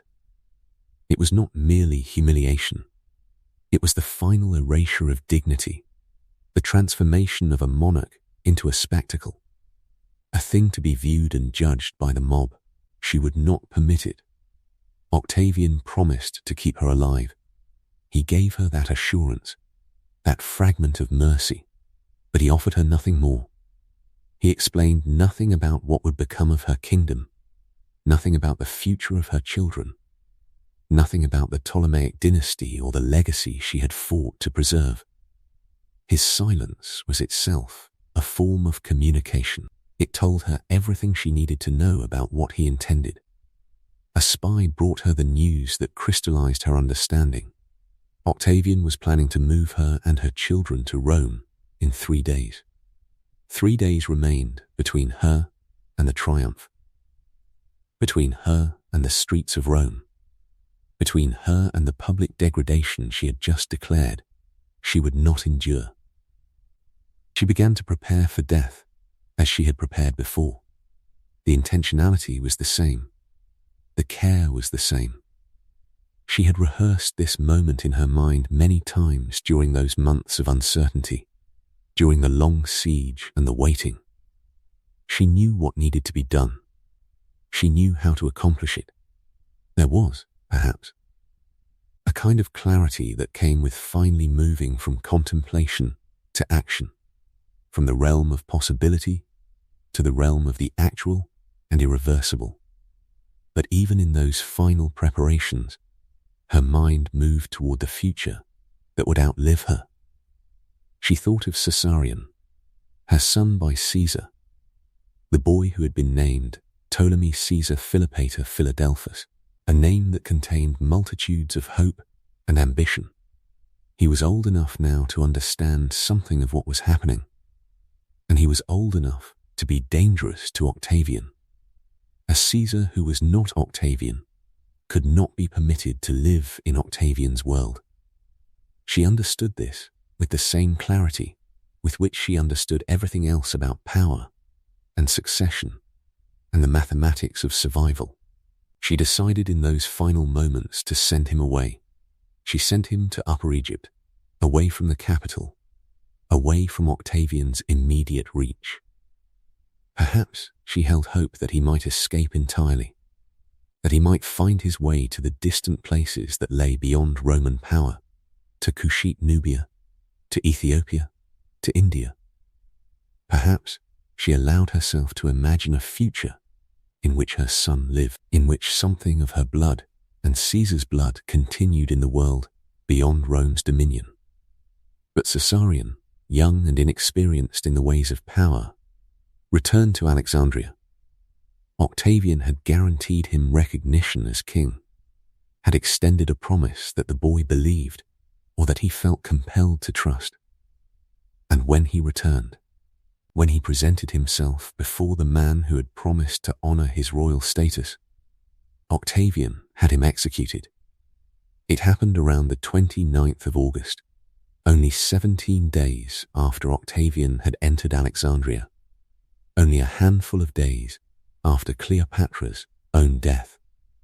A philosopher named Arrius Didymus had advised Octavian that the world had room for only one Caesar, that the existence of another Caesar, even a young one with questionable claims, was incompatible with Octavian's vision of the future.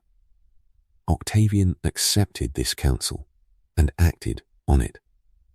The boy was removed, the threat eliminated, the succession clarified. There would be only one Caesar now, moving forward into the age that would bear his name.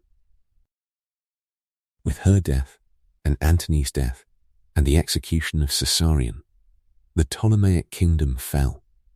Octavian did not need to do much more than allow events to unfold in the direction they were already moving.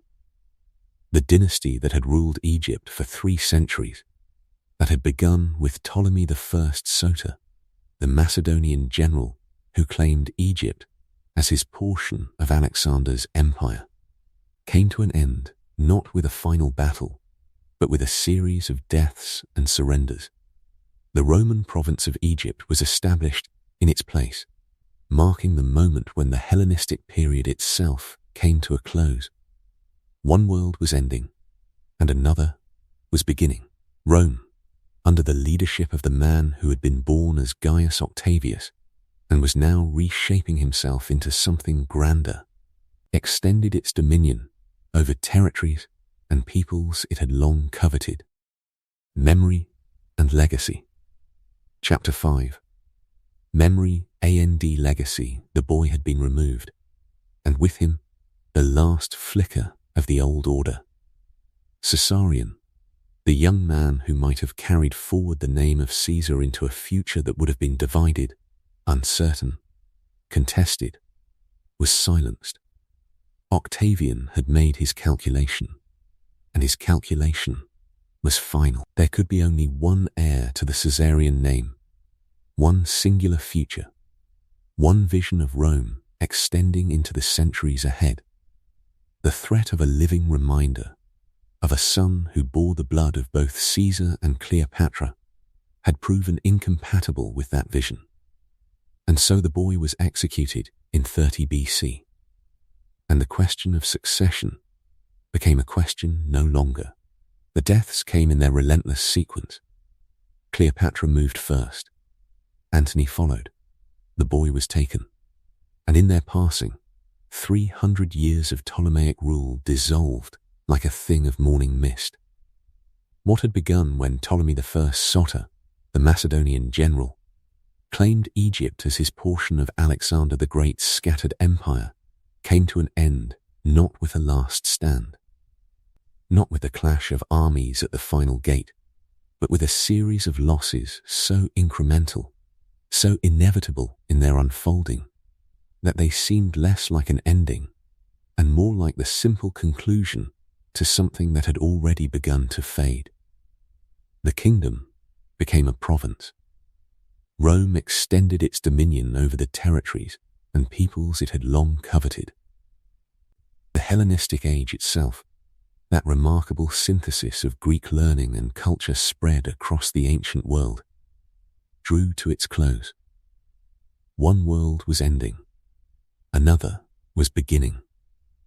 What remained of Cleopatra after her death was not the woman herself, but the memory of her, and that memory took many forms. It scattered across the world in images and inscriptions, in coins and sculptures and paintings, in the stories people told about her, in the ways she was used and reimagined by those who came after.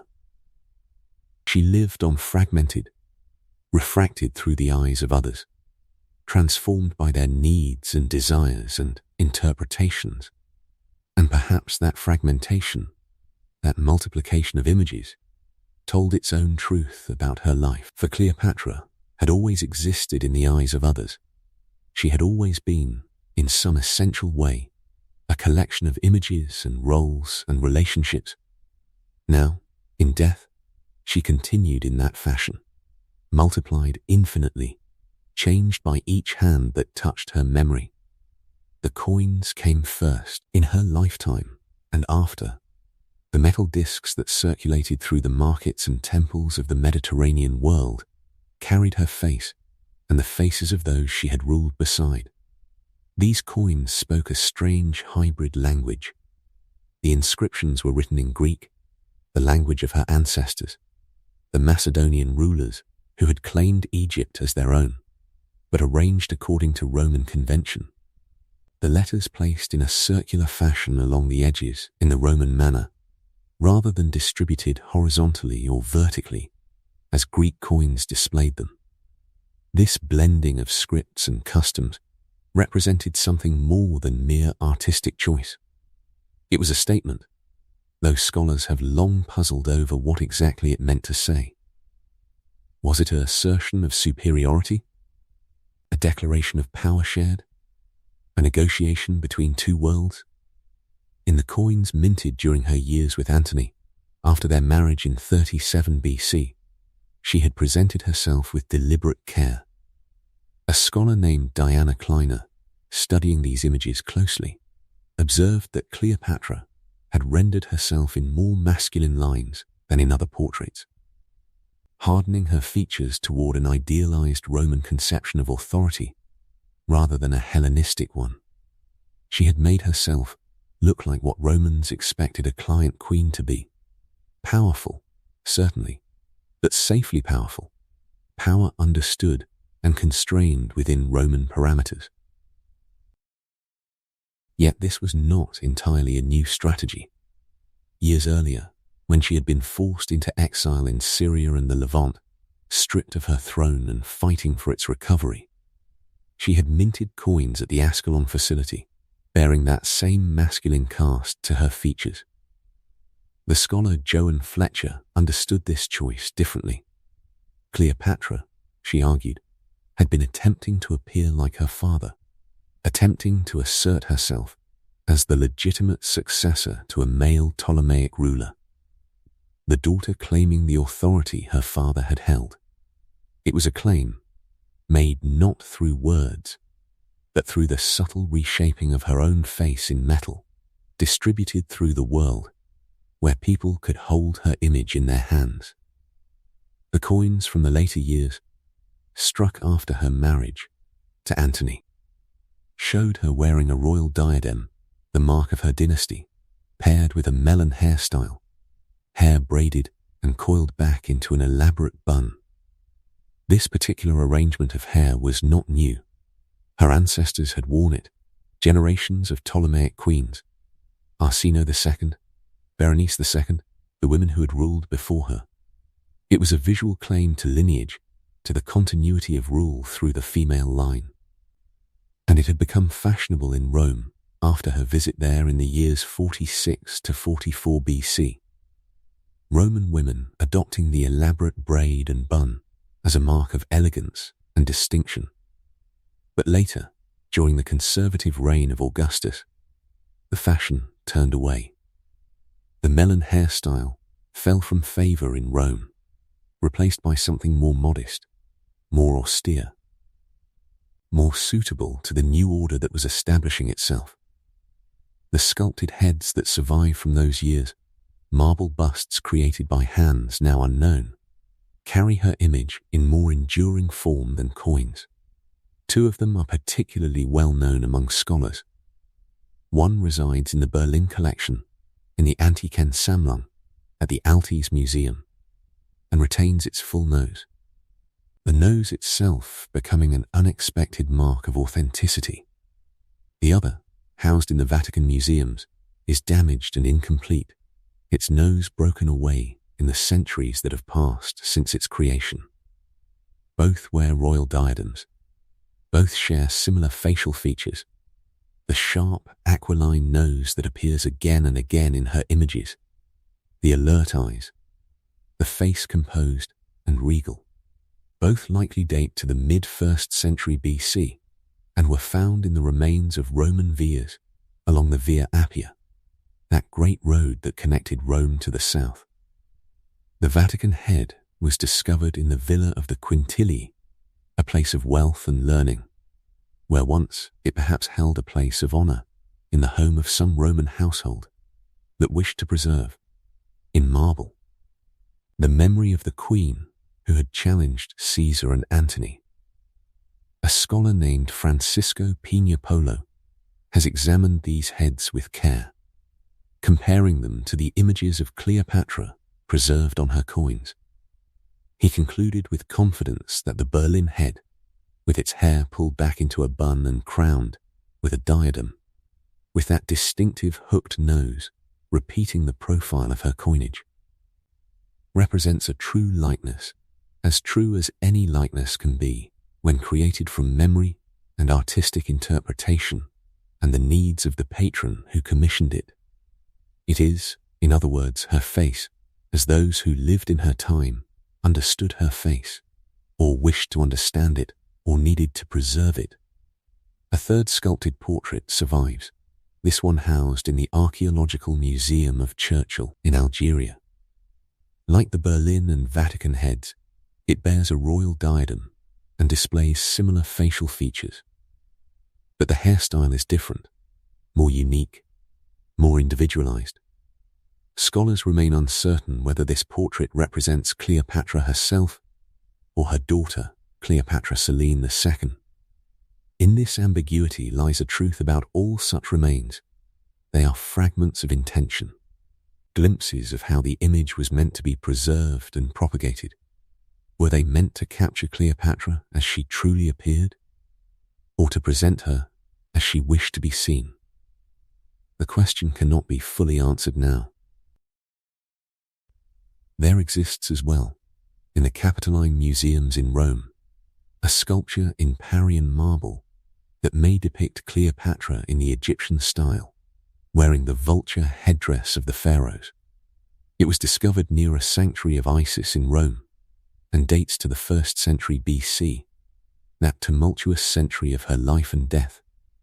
It may be Roman in origin, or it may be Hellenistic Egyptian, a fusion of the two worlds she inhabited. The uncertainty only deepens the mystery of how different peoples understood her, what different faces she wore in different lands. Chapter 5. Memory and legacy. The coins themselves speak to an even more complex negotiation of identity. The inscriptions upon them were written in Greek, yet they followed the nominative case of Roman coins rather than the genitive case customary to Greek coinage. The letters were arranged in a circular fashion along the edges, departing from the horizontal or vertical placement favored by Greek minters. These choices were not accidental details. They represent, in miniature, the synthesis of Roman and Hellenistic culture that Cleopatra embodied and navigated throughout her reign. They may also represent something more pointed to modern scholars, an ambiguous statement to her subjects about the relative superiority of either Antony or Cleopatra over the other, a message encoded in metal and distributed across an empire. Diana Kleiner has observed that in one of her coins minted with the dual image of her husband Antony, Cleopatra rendered herself more masculine-looking than in other portraits, more aligned with what an acceptable Roman client queen might present, rather than a Hellenistic ruler. Yet this was not a departure Cleopatra invented for Antony's sake. She had achieved this masculine appearance in coinage that predated her affair with him entirely. The coins struck at the Ascalon mint during her brief period of exile to Syria and the Levant display this same quality. Joan Fletcher has explained this choice as an attempt by Cleopatra to appear like her father and to establish herself as a legitimate successor to a male Ptolemaic ruler. A necessary assertion during a time of instability and displacement. The silver tetradrach, minted sometime after Cleopatra's marriage with Antony in 37 BC, shows her wearing a royal diadem and the distinctive melon hairstyle, with hair braided back into a bun. This particular combination, the diadem paired with the braided coiffure, appears also in two surviving sculpted marble heads. The hairstyle itself carried genealogical weight.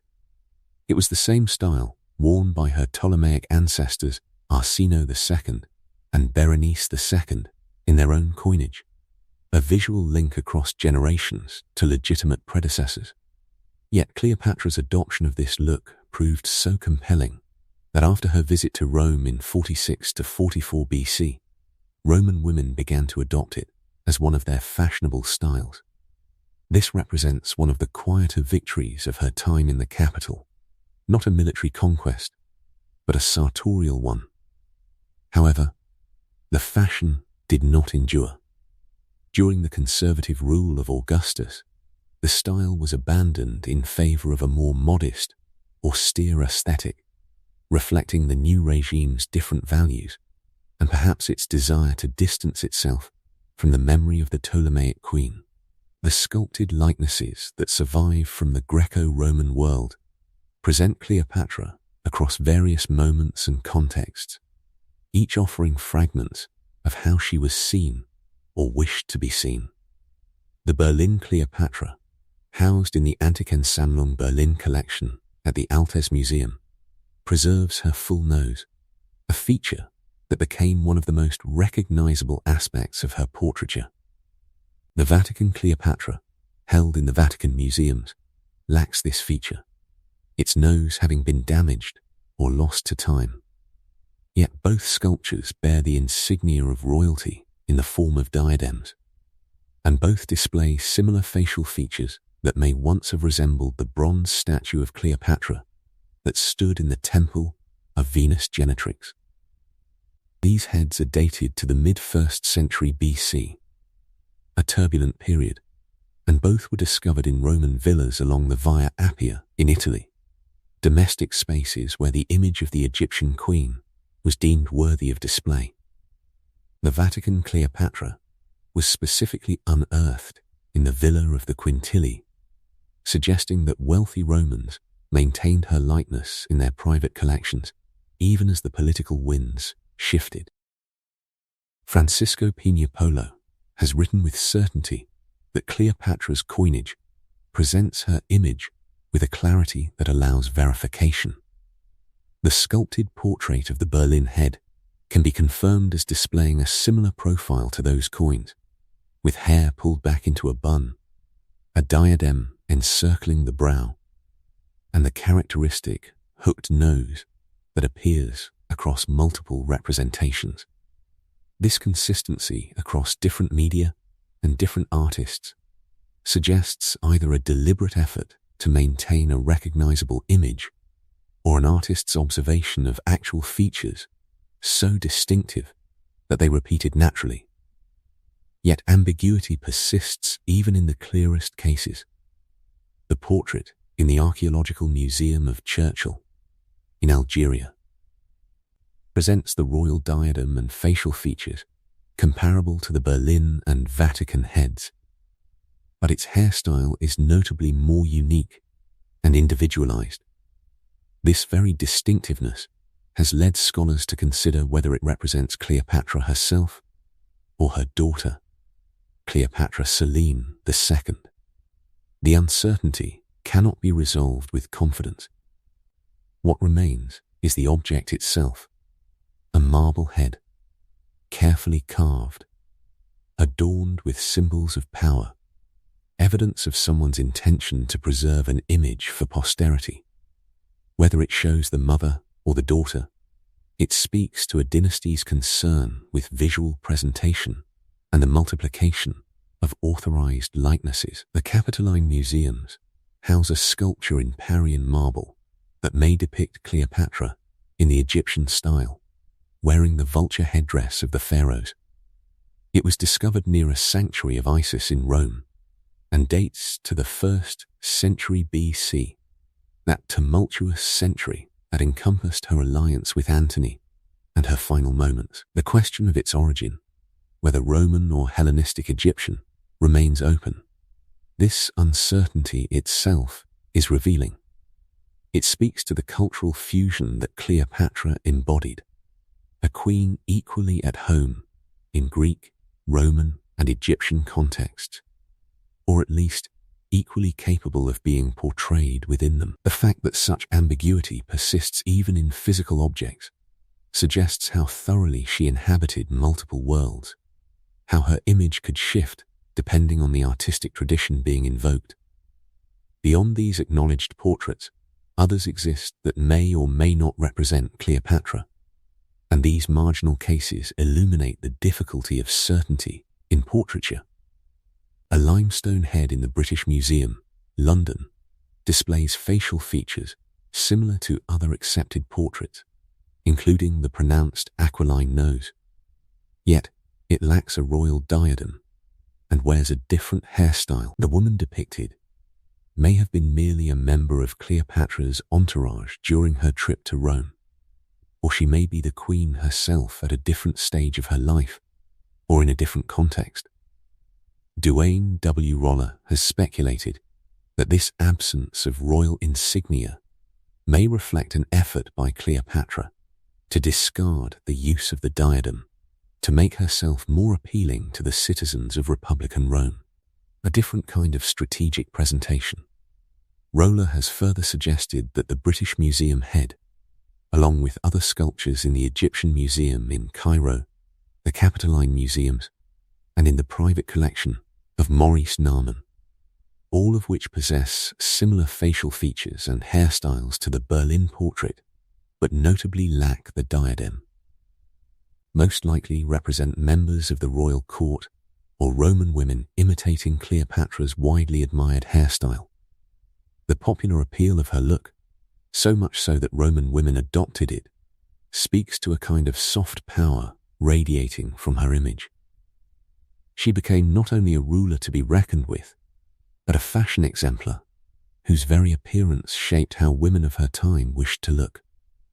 The paintings that survive from the 1st century BC offer another avenue into how Cleopatra was imagined and represented, often by those who had never seen her in person. In the house of Marcus Fabius Rufus at Pompeii, a second-style wall painting renders the goddess Venus holding a Cupid near massive temple doors. This work most likely depicts Cleopatra as Venus Genetrix with her son Caesarion.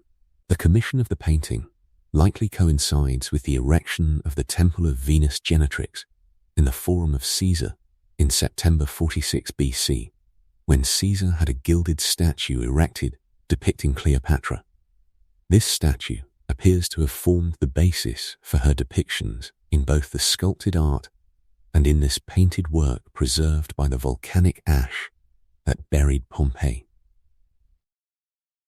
The woman in the painting wears a royal diadem over her head and bears a striking resemblance to the Vatican Cleopatra sculpture. Indeed, the marble head may bear marks on its left cheek, where a Cupid's arm might have been torn away, suggesting that the sculpture itself was once part of a similar composition. The painting captures her with an ivory white complexion, a round face, long aquiline nose, and large round eyes, features common to both Roman and Ptolemaic depictions of deities, making her divine status visually evident. Behind her golden diadem which is crowned with a red jewel, spreads a translucent veil with crinkles that suggest the melon hairstyle she favored. The style was as much a marker of her identity as any crown.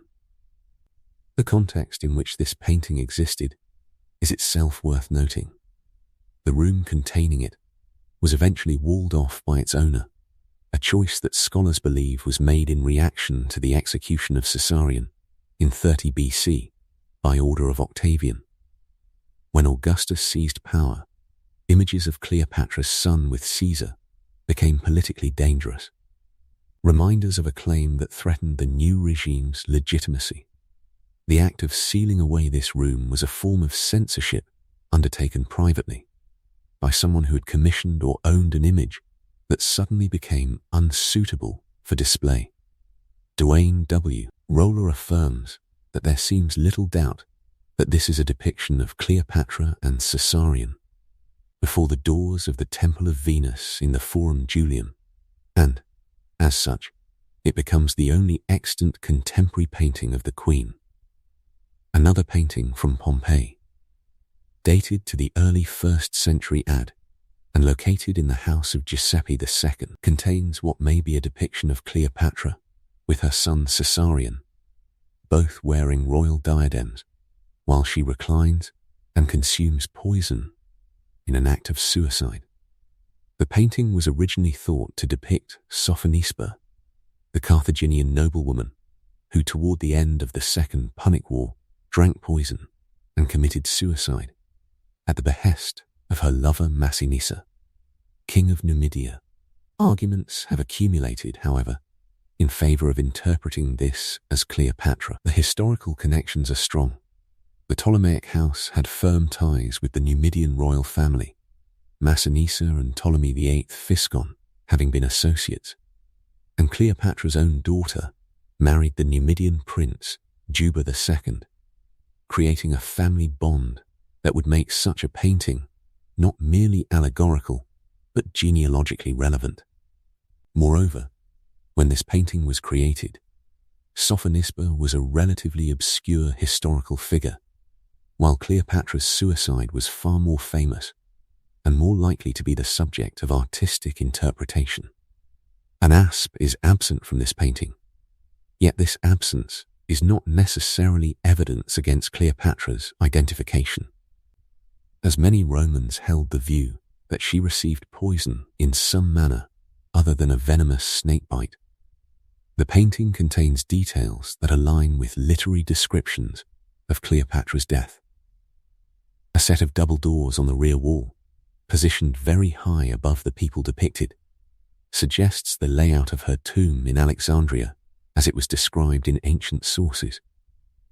A male servant holds the mouth of an artificial Egyptian crocodile, possibly an elaborate tray handle, while another man dressed as a Roman stands nearby, visual markers indicating the cultural mixture present at the scene. In 1818, during excavations at Hadrian's Via near Tivoli, an encaustic painting was discovered in the Temple of Serapis that depicted Cleopatra committing suicide with an asp biting her bare chest. A chemical analysis performed in 1822 confirmed that the medium was composed of 1/3 wax and 2/3 resin, a technique similar to that used in the Fayum mummy portraits. The thickness of the pigment over Cleopatra's bare flesh and her drapery mirrored the depth and quality of those surviving Egyptian portraits. Unfortunately, this painting is now lost, known only through descriptions and through a steel engraving published by John Sartain in 1885 based on the archaeological report. The engraving shows Cleopatra wearing authentic clothing and jewelry of Egypt in the late Hellenistic period, as well as the radiant crown of the Ptolemaic rulers, as depicted in their portraits on various coins minted during their respective reigns. The disappearance of this painting speaks to another layer of Cleopatra's legacy. Her image was subject to preservation, loss, rediscovery, and reinterpretation across centuries. The fact that it existed at all in Hadrian's villa suggests that it was considered valuable enough for the emperor to commission or acquire it and transport it to his private collection. After Cleopatra's suicide, Octavian had commissioned a painting to be made depicting her being bitten by a snake, parading this image in her stead during his triumphal procession in Rome. This was propaganda, a way of asserting victory not only over her, but over the very image of her.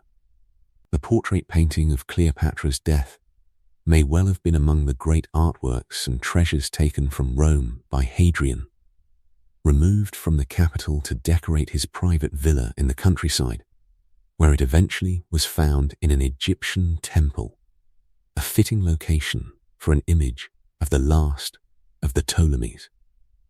A Roman panel painting from Herculaneum, also dated to the 1st century AD, possibly depicts Cleopatra.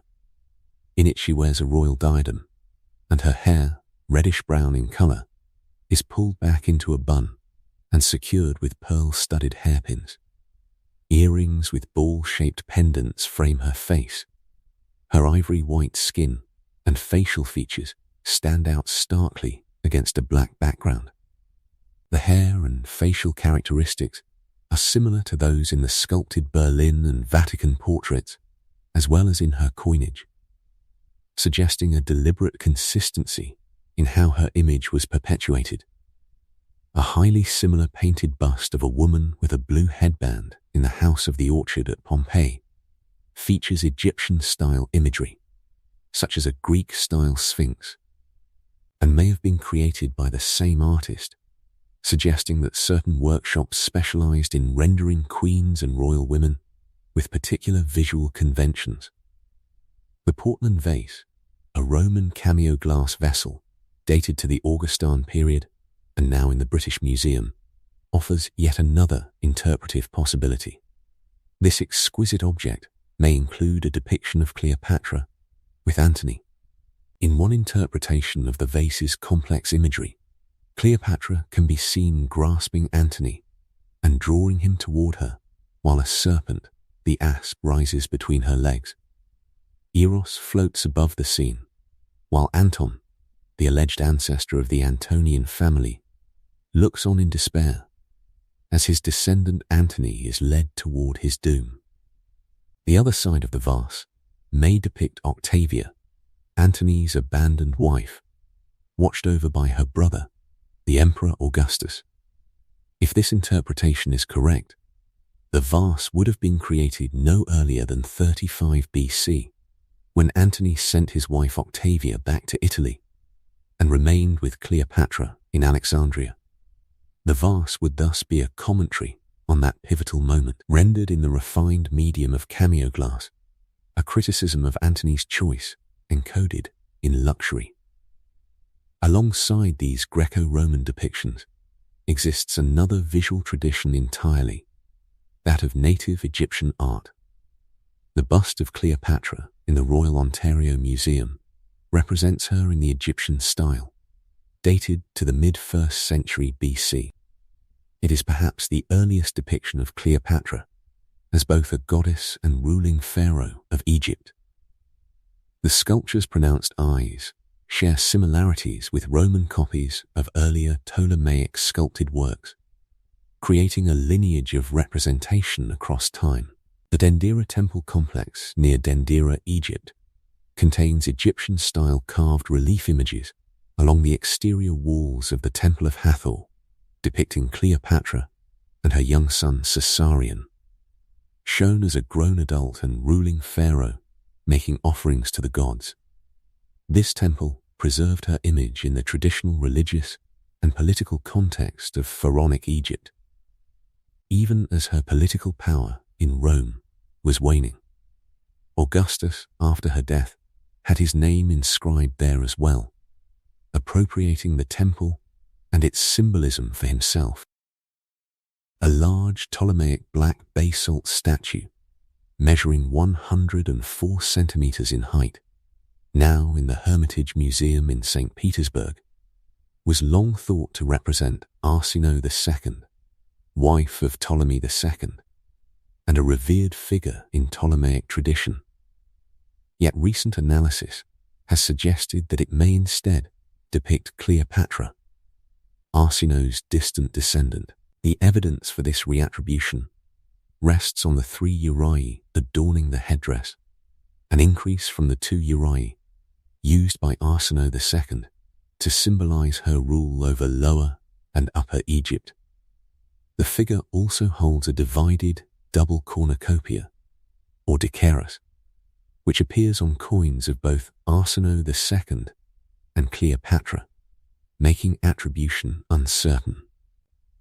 The possibility of this reassignment itself is telling, that Cleopatra was significant enough to warrant comparison with one of the most celebrated women of earlier Ptolemaic history, and that the visual language of Egyptian royal power could encompass both without clear distinction.